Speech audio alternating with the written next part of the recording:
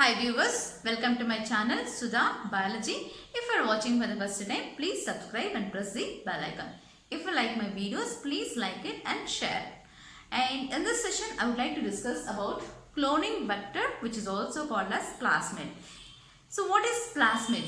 It is extra chromosomal. Plasmid is extra chromosomal DNA which is present naturally in a bacterial cell, and it can self-replicate on its own. So that is why it is called as plasmid. So why we are using the term extra chromosomal for plasmid? Because if you take a bacterial cell, it contains a chromosomal DNA. Other than chromosomal DNA, it contains extra chromosomal DNA, that is circular DNA which is present, that is called as plasmid. So we use the term extra chromosomal.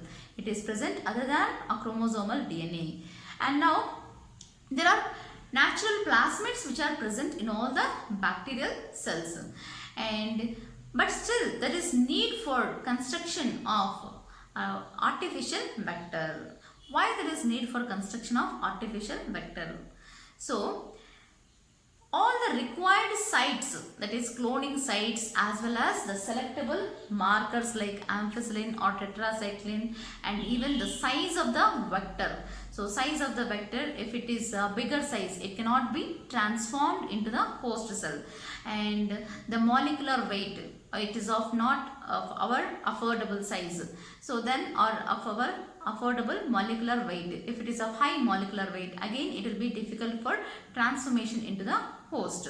So taking into this consideration, the scientists, they have been worked on constructing an artificial vector. So with the required size, with the required molecular weight, as well as even required cloning sites, as well as even the required selectable markers, they have been constructed by taking all this into one. So the first artificial constructed vector is PBR322. So P stands for plasmid, B stands for Bolivar, scientist name, Rodriguez, scientist name, okay, Bolivar Rodriguez, and 322, it is the differentiation from other plasmids.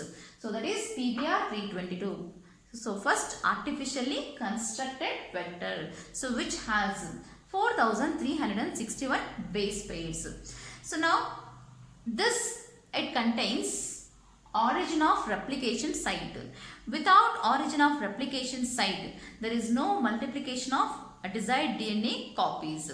So if we are taking a desired DNA and introducing into the host cytoplasm, into the cytoplasm of a host cell, as there is no DNA over there, there is no origin of replication site over there, it will not multiply. So origin of replication site, very important, okay.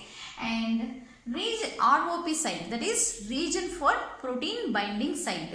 So origin of replication site is also called as ORI site, where the replication of DNA, a desired DNA, takes place. And ROP site, it is region for protein binding site, so which helps in replication. So region for protein binding site of replication. So region for protein binding site which is involved in the replication, that is ROP. So for example, DNA polymerase binding site, region for protein binding site, that means enzyme, so which helps in replication. And next, it contains recognition site or restriction sites. Total PBR322 contains total 8 recognition site or restriction sites.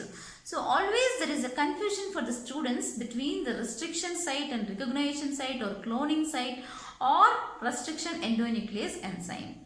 So there are total 8 restriction sites which are also called as cloning sites or recognition sites for specific restriction endonuclease enzyme.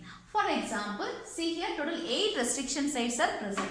So this is EcoR1, and this is CLAV1, this is HIND3, and this is BAMH1, SAL1, PBU2, BAMH1, sorry, okay.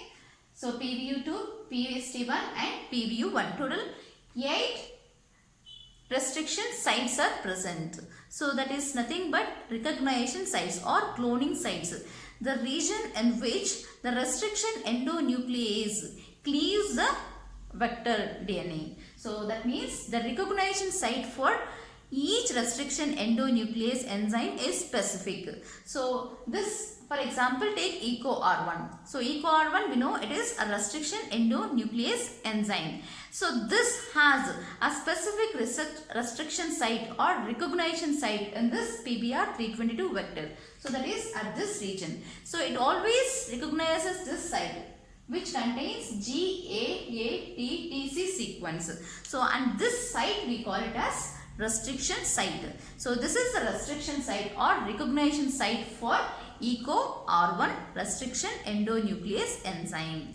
And this EcoR1 is a restriction endonuclease enzyme which is being isolated from the plasmid of E. coli, that is Escherichia coli. So each site they have been cut from each bacterial plasmid and they have been ligated here to construct one artificial vector. And similarly CLAV1, that is from Caryophanum latum. So this is the restriction site for CLAV1 and this is the restriction site for HIND3 restriction endonuclease enzyme. So HIND3 it is from Haemophilus influenzae. Next BAMH1, that is from Bacillus amyloliquefaciens, and similarly SAL1, that is from Xanthurus albus. Next PVU2, that is from Proteus vulgaris, PVU2, and here it is PVU1, that is Proteus vulgaris 1, and this is PST, that is from Providentia stewarti. So this is the construction of a recombinant vector, that is PBR322, which is more commercially used in all the laboratories as well as the commercial purpose also it is being used, that is PBR322. So and this is about PBR322 which contains total 8 restriction sites or recognition sites. And next property is or next characteristic feature is it contains 2 selectable markers, that is ampicillin as well as tetracycline. So it has the ampicillin resistant gene ampicillin as well as tetracycline resistant gene, and that is tetracycline site. So the BAMH1 is present. So BAMH1 recognition site or restriction site is present in the tetracycline region, whereas in the ampicillin region it contains PBU1 as well as PST1 recognition sites or restriction sites. So these are the selectable markers. So the main aim of this presence of this or including of this selectable markers in the vector is to know whether recombinant DNA, okay, what is recombinant DNA? That is vector DNA ligated with a or joined with a foreign DNA. Vector DNA is ligated with a foreign DNA, which we even call it as recombinant DNA. So in order to know whether this recombinant DNA is being transformed into host or not. So to know whether it is being transformed into host or not, we use the selectable markers. And to identify whether it is recombinant cell or non-recombinant cells, so we use selectable markers. So that we will be discussing in further session. So selectable markers are used to know whether the recombinant DNA is being transformed into the host cell. Say for example, E. coli is our host cell. Whether it is being transformed into the host cell or not, we use selectable markers. So that is the role of selectable markers. And the size of the vector should be small in size and their molecular weight also should be low. And that is one more characteristic feature of the vector. And there should be unique restriction site, okay, one recognition site for one restriction endonuclease enzyme. Suppose, so see here, this is for BAMH1, this is for PVU1, this is for PST1, and this is for EcoR1, and this is for PVU2, and this is for SAL1. If 2 recognition sites are present for same restriction endonuclease enzyme, say for example here BAMH1 is present, and if BAMH1 is present even here also, okay, BAMH1 restriction site or recognition site is present even in this site. So what is going to happen? That is, when we are adding a restriction endonuclease enzyme to cut the DNA. So now this restriction endonuclease enzyme BAMH1 if we add to cut the vector, it will cut even this site as well as even and this side. Okay, so that is how it should contain only one recognition site for one restriction endonuclease enzyme. If it contains multiple sites, then when we add the restriction endonuclease to the vector, it will break into fragments. So the vector will not be in a circular form, it will be broken into pieces, that is fragments. So that is how only one recognition site for particular restriction endonuclease enzyme should be present.